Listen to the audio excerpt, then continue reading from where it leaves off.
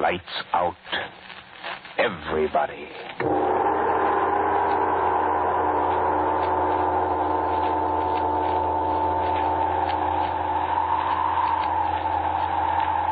This is the witching hour.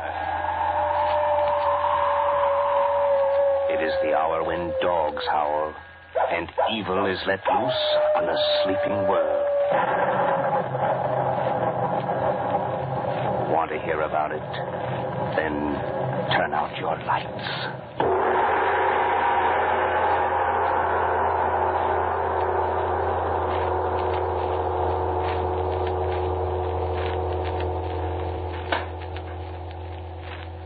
The National Broadcasting Company brings you Lights Out, a revival of the 8 best stories in the series which many of our listeners will remember. Willis Cooper is your author, and Albert Cruz your director. Sit in the dark now and listen to Lights Out.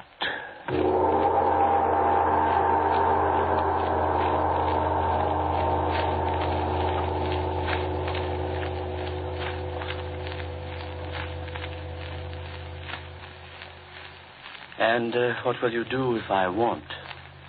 Something very unpleasant, my dear chap. For example? For example, it is quite possible that I will kill you. You amaze me. No. I assure you I'm quite serious. It's impossible. Not impossible at all. May I ask just how you propose to, end my life, shall I say? I shall cut your throat. Neatly, and as the books have it, with dispatch. You've been reading books, then? We're wasting time. What's the answer? The answer is the same as it has always been. You refuse, then? I refuse, yes. Very well. You force me to become a murderer. Cut. Look, I don't want to throw you up on this first reading, but not much is coming through in here. I don't know just how to say it, but it just doesn't gel for some reason or other. Now, let's think about these lines. Well, let's hold it a minute. What's the matter, George? Who is it, me or Ed? Well, I hate to throw you up on this first reading, but, Fritz, I think it's you. Something wrong. It's the attack on the part, or maybe you're throwing those lines away without any sincerity. There's no menace in the part. You see what I mean? Well, look, let me come on out. Hammond again, eh, Fritz? Okay, character. Let it alone. I'm having enough trouble. Look, he can act. Honest, George. Fella's got a card. All right, let's can the funny stuff, Ed. We got some work to do, and I want you to just pay attention, if you don't mind. All right. Look, Fritz, Yeah. How do you feel in this thing? I don't know. It's not right. I don't know what to do, though. Well, you don't sound convincing. You see my point? Yeah. Have you got any ideas on how you might do it? No. Oh, wait a minute. What about dialect? I could do a little German. German? Wait a minute now. No. I don't think I want any German on this thing. I hear too much of that. Some Austrian? No, that's too close to German. I don't know. How's your French? Let's see how your French is. Oh, it's all right. No. Look, I don't want to make him too definite. See, he should be a kind of a combination. A lot of menace in there, quiet, but I got to believe the guy. Make him. Let's see, what's that word? I want him. Continental. Yeah, that's it. Just not too much now. Just a whiff of I know. continental. Okay. Let me try it. Yeah. All right. Yeah. We'll try it now from the top, huh? Let's right. go. Okay. And what will you do if I won't? Something very unpleasant, my dear chap. For example? For example, it is quite possible that I will kill you. You amaze me. I assure you I am quite serious. Okay, hold it. How's it doing now? How's it sound? Are you asking me or the director? Well, it sounds a lot better than it did before. I think you'll work into it. Yeah, well, look, Fritz, I think that'll do it. What do you say we put it up on the mic and let's see how it sounds? Take that whole scene over. How is it for age, George? Oh, the age is okay. I want a little bit of age, not too much age. All right, just a little, about right. Little Right older. on the nose the way you have it. All right. Oh, rehearsals.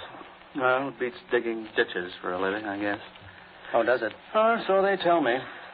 Well, anyway, it's cool in here. Thank the Lord for air conditioning. I wish it was 9:30. Okay, characters. Now, give me that Afra number 5 now, will you? And let's hear it again from the top. And what will you do if I won't?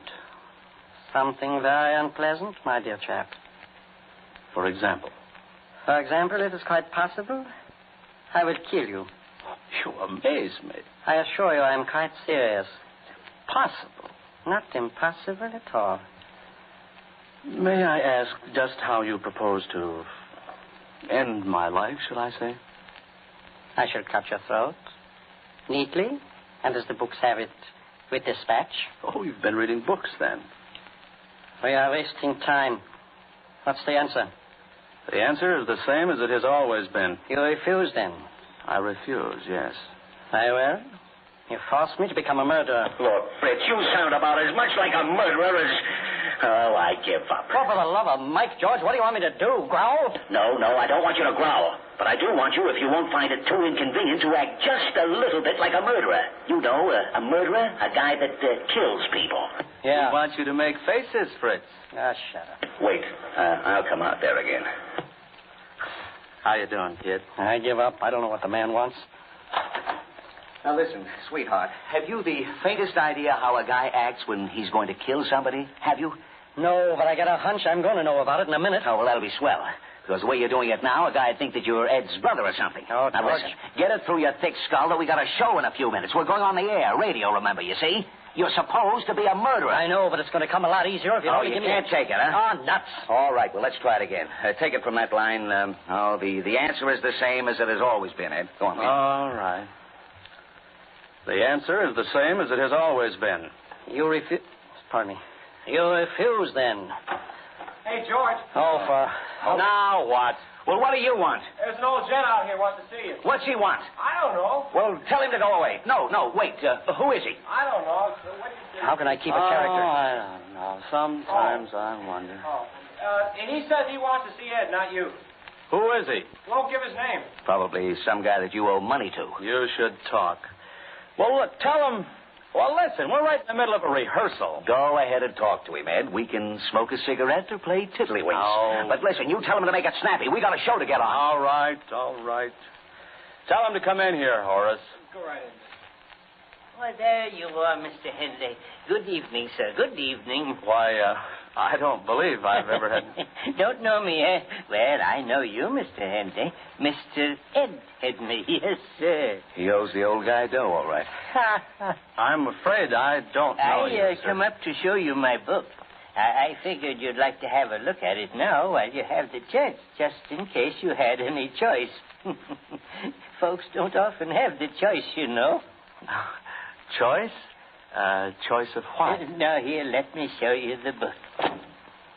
I won't be a minute. I don't like to disturb your work, you know, but it's got to be done, I guess. Now, this one here... Ye gods. Coffin. What? Coffins? Look, it's a catalog of coffins. Caskets. Huh? Yes, that's right. Yes, sir, the neatest line of caskets in the country. And nothing but the best. No, sir. Now, looky here. This number, A1436, ain't it? Yes. All gray silk, solid silver handle. Say, listen, what is this? Or this model, A5499 in mahogany. Wait a minute, It's, mister. What's this all about? Why, I just figured Mr. Henley'd kind of like to pick himself out a casket. Well, who are you? So I brought up the book here to show him. I got my tape measure right here in my pocket. Ah, it's a rib, George. Somebody sent him up here. Oh, yeah? No, nobody sent me. I just thought Mr. Henley... Well, look, Mr. Henley's busy. We're rehearsing a radio show here, and we've got just a few more minutes before we go on the air. So if you don't mind... I know. You're rehearsing Lights Out. I know all about it. Listen, every Saturday night. I like it. All about ghosts and corpses and things. Yes, sir. Well, that's fine, but we've got work to do now. Well, I'll get right out of here. Just as soon as Mr. Henley makes up his mind. Now, this A1436 that I was showing Listen, you... mister, I don't want to buy a coffin. I've got no use for one. Do you get me? Solid silver handles. George, this guy's screwy. Oh, no, sir. Now, wait. I got some pictures here in colors, if you like something a little fancier. Just a minute now till I find it. Fritz, go get Horace and have him get this old gent out of here. I think the old guy's crazy. Yeah, okay. Mister, did somebody send you up here to see Ed Henley? Send me? No, sir. I told you I thought it up my own self. Now, this here age 6782 with the bronze plate on top. How do you like that? Pretty nifty, ain't it? Yes, sir. Listen, I've told you I don't want a coffin. Or you can have it with solid silver plate, if you like that better. If I were you, Ed, I'd get the one with the silver plate. Huh? Oh, yes. Yeah, I rather like that one with the silver plate. That's the one, all right. 386782A with solid silver plate. Yes, sir. Well, that's all I wanted to know. Yes, sir. That's what I come up here for. Thank you kindly, Mr. Henley. I think you'll find it very satisfactory. Sure I will. And thank you, sir. I'll be going now. Thank you ever so much. Sorry to interrupt you. Goodbye. Goodbye, gentlemen. Thank you very much, Mr. Henley. Well, I wonder what goes with that guy. Whose idea was that? No. It's all right, Fritz. He's gone now. We don't need you, Horace. Huh? Where'd he go? Well, he just went out that door a minute ago. Didn't you see him? No. He must have went the other way. He went out that door right there. Oh, that's funny. We didn't see him. Listen, Horace, was that your idea? Mine? Oh, gosh, no. Hey, I know. It was one of the announcers. Was cracking, guys. I don't think it was so funny myself. Not at this time of night with nobody else in the whole place. How'd you get rid of him, Ed? Oh, the old guy was showing us coffin after coffin, and I suggested to Ed that he buy number H6783A. With solid silver plate. So he said okay and scrammed. Leave it to me to handle the screwy guys. I've had experience enough producing shows around here. Thank you, dear. You birds want me anymore? No, Horace. Thanks. Oh, if you see old Joe Coffin Seller again, though, tell him we're not in the market. Now, come on, let's get to work. Yeah, it's about time. Where do we start? There on page 6, line 5. The answer is the same and so on, you know. All right. The answer is the same as it has always been. You refuse, then, huh? I refuse, I'll get yes. that the next time through. Very well, then. You forced me to become a murderer. No, you forced me to become a murderer. You forced me to become a murderer. Go on. I don't know. You know the penalty for murder in this country? Put down that knife. You have had your last chance. Oh. No, don't kill me. I warned don't. you. I warned you, but you would not listen to me. Cut. Oh, what? Now, listen, we got to plant that knife somehow. Oh, holy smokes, George, I can't say. I am now about to stab you with this here repulsive knife, can I? Well, that's the trouble with writers. No imagination. Let me see now. Well, I could say, drop the knife again. No, let me think. Tick, tick, tick, tick, tick. Shut up. Sorry. Oh, I got it. Oh, look, why do sound effects guys have to go on vacations? Is there a knife out there someplace? I don't know. I'll look over here. Let's see. Yeah, here's one. Well, what kind is it? Pocket knife. I think I'll just drop it in my pocket, too. I've been wanting a knife like this. Well, let's see it. I got 10 dibs on it. Well, now, look. You hold it up close to the microphone and open it. Make it click. And I'll go to the control room and listen. Very well, Orson. It'll probably sound like a door opening. So what? It's more than the door opening gag we got, sounds like. All right, let's hear it now. Open it up. No, not so loud. Try it again. Okay. Now, Fritz, you put that effect in just as you start the struggle. Give me it. What, no, help, that business? Yes. No. You would not listen to me?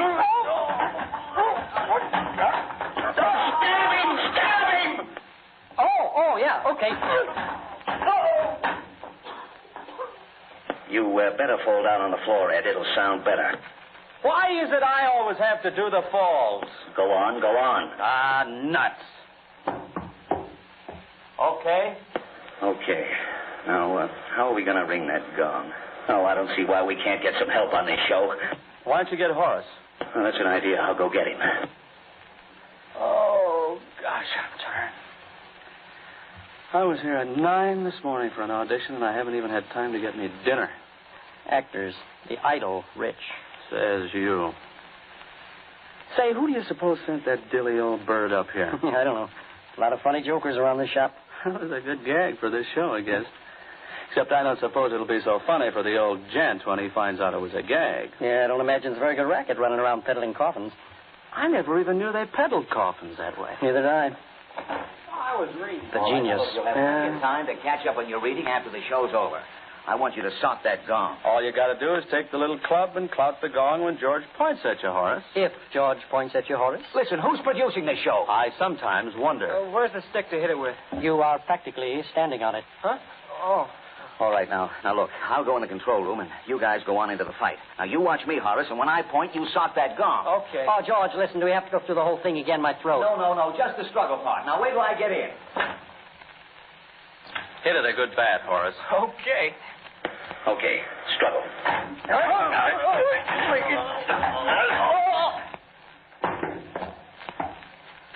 Well, pay attention, dummy. Will you hit that gong? Oh. Excuse me, I was watching Ed and Fritz. Well, look, you watch me from now on. I'll give you the cues, and you do them. You got it? Okay. Go ahead, struggle.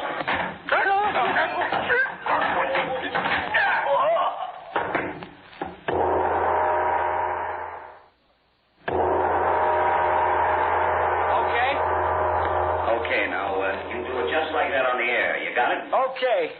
Oh, I gotta go, George. The phone's ringing in the lobby. Well, hurry up. We're practically on the air. How are we doing? Oh, I wish I had a cigarette. No smoking in the studios. Speak when spoken to. I was talking to Fritz. Oh, well, there's still no smoking in the studios. Oh, brother. Want to go get something to eat after the show, Ed? Oh, not me. I'm going to be dead. I'm dragging, too. I'm going sailing with Jake tomorrow. Oh, are you? Yeah. Well, you can have it. Okay, George, I'm back. Well, look, come on, will you? Come on. Hey, you know who that was? Sure, somebody wanting to know what time Fred Waring's on. No, it wasn't. Come on, will you can the guessing games? Let's go. It was the old Coffin guy. He wanted to know if Mr. Henley wanted a silver or a bronze plate on his coffin. What'd you tell him? Silver, I said. Nothing cheap about Mr. Henley, I said. Listen, you oughtn't to kid the old guy like that. He's just a poor, harmless old bird.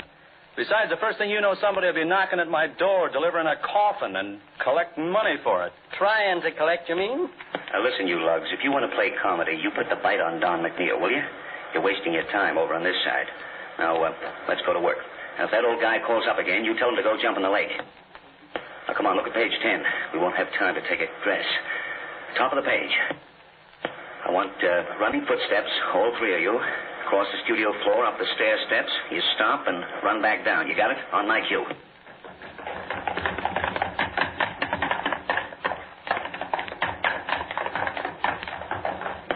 Okay, hurry up now. Now, take the knock on the door and the footsteps coming in. That's bottom of page 11. You do the knock, Ed. Horace, you open the door. And Fritz, you do the footsteps. You got it? On my cue.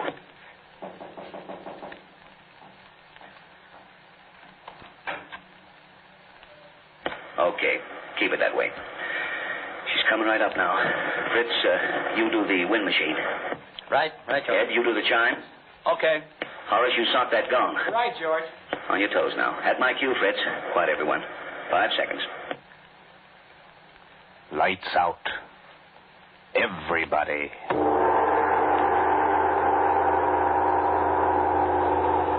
This is the witching hour. It is the hour when dogs howl and evil is let loose on a sleeping world. Want to hear about it? Then turn out your lights.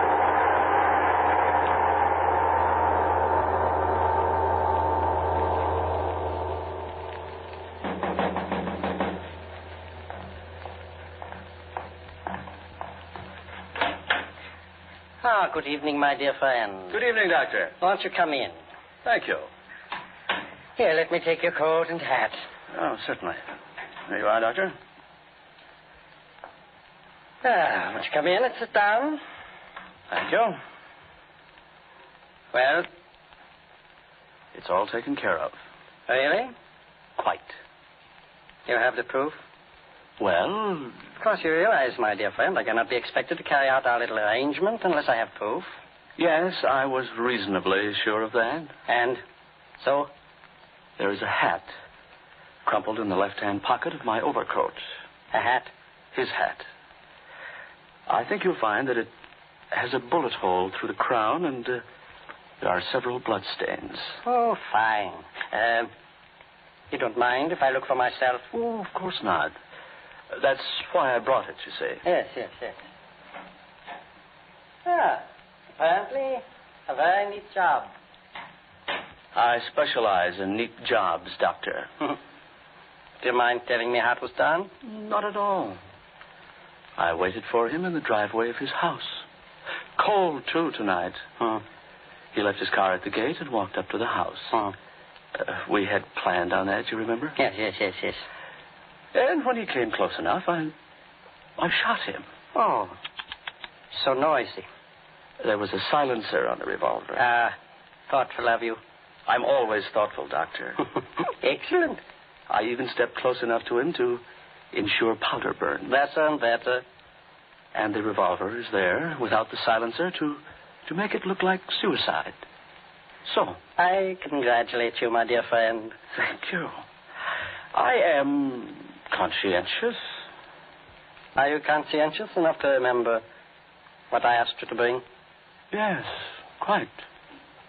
May I have it? I think not. What you say? I came here tonight merely to thank you, Doctor, for your cooperation. I find myself a richer man. I hope you are joking, my friend. Not at all. You don't want to give up the packet of jewels? I couldn't have put it more neatly myself, Doctor. I see. You have not forgotten that I paid you a sum of money to perform this service for me? $500. That is correct. That is why I came here. I'm afraid I don't understand. To return the $500. You see, Doctor, I have decided to keep the jewels instead. I see. Would you care for a drink? Brandy, perhaps. If you like.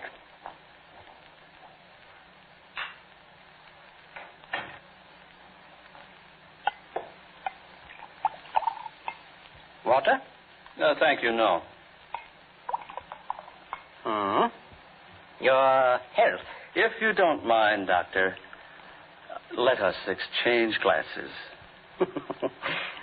You are a remarkably suspicious man. I have to be, if you please. Oh, quite.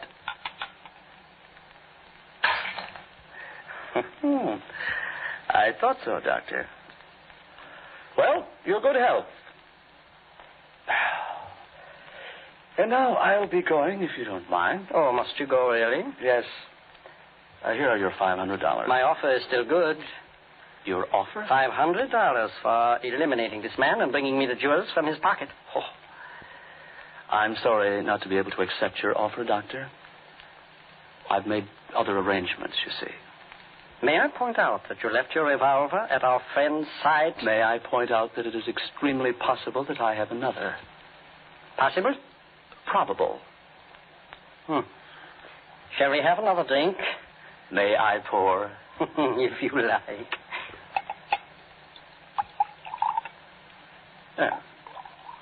Enough. Thank you. Now, shall we discuss this further? I'm afraid there is very little to discuss, Doctor. If you do not mind, I would... No, there is nothing to discuss. I'm grateful to you, my dear doctor, for putting me in the way of earning the very comfortable sum that these jewels will bring. I'm equally grateful to you for your hospitality. But I really must go. Oh, I beg of you. Let me point out that a gentleman of your reputation might have some difficulty in disposing of the jewels. There are ways. Would it not be a great deal safer for you to take the $500 with no further risk than to keep the jewels and run the risk of hanging? I'll take the risk.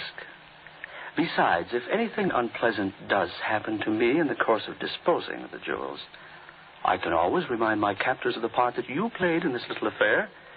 You see? I'm afraid you would have a very difficult time proving that. Perhaps. But I'll run the risk. Good night. Don't hurry, I beg of you. I should dislike to have any unpleasant happening. You forget that I have a revolver, Doctor. That is a lie. I wouldn't take a chance if I were you, Doctor. I'm not taking a chance. I know you have no revolver. Really? Really. Interesting. How? A very simple process of deduction. There is none in your overcoat. I could tell by the weight of it. But there is. Ah, thank you. I was rather certain that it was there. And so I took the liberty of locking your overcoat in the closet when I got up to inspect our friend's hats. Checkmate, my dear friend. Stalemate, I think. I still have the jewels. And I warn you for the last time to give them to me. I'm sorry. It would be a great deal better for you if you would, you know. What will you do if I won't? Something very unpleasant, my dear friend. For example? It is quite possible I will kill you. You amaze me. I assure you I am quite serious. Impossible. It is not impossible at all. May I ask just how you propose to, end my life, shall I say? I shall cut your throats, neatly and as the books have it, with dispatch. You've been reading books, then. Come, we are wasting time. What's the answer? The answer is the same as it has always been. You refuse, then? I refuse, yes. Very well. You force me to become a murderer. You know the penalty for murder in this country, Doctor. Put down that knife. You have had your last chance. No. No, don't kill me. I warned you. I warned you. No. You would not listen No. to me.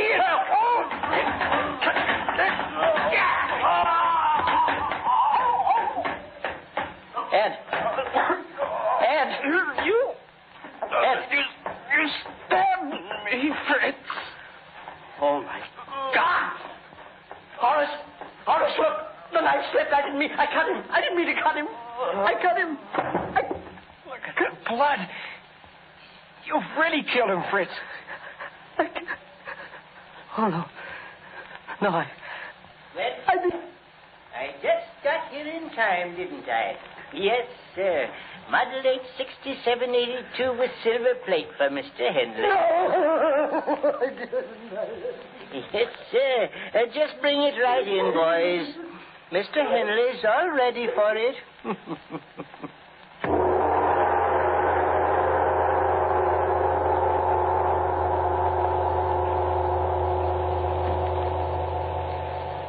You have just heard The Coffin in Studio B, the second in the summer revival series of Lights Out. In tonight's cast, you heard Bob Murphy as Ed, Sherman Marks as Fritz, Don Gallagher as George, Jack Bivens as Horace, and Charles Eggleston as the coffin salesman. All right. You can turn them on now.